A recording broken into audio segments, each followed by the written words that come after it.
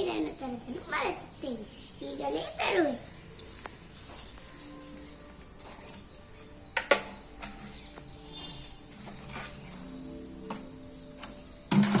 ಏನಿದು ಶಬ್ದ?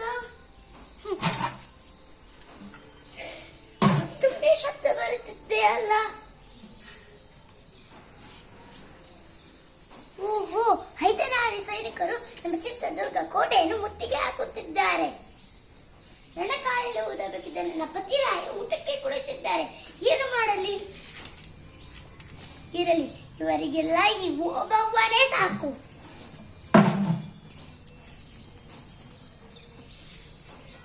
ಜೈ ದುರ್ಗೆ.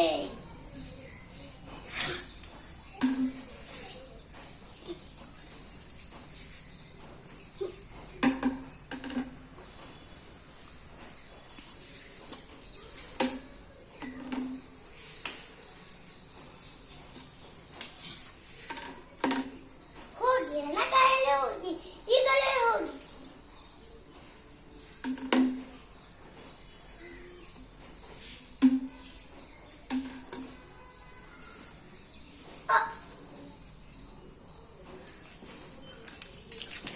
ಹೈದರಾಲಿ ಸೈನಿಕ ಹಿಂದಿನಿಂದ ಬಂದು ಕತ್ತಿಯಿಂದ ತಿವಿಯುತ್ತಾನೆ. ಧೈರ್ಯ ಹಾಗೂ ಸಾಹಸದಿಂದ ಚಿತ್ರದುರ್ಗ ಕೋಟೆಯನ್ನು ರಕ್ಷಿಸಿ ಕೊನೆಯಲ್ಲಿ ಪ್ರಾಣಾರ್ಪಣೆ ಮಾಡುತ್ತಾರೆ ವೀರವನಿತೆ ಓಬವ್ವ.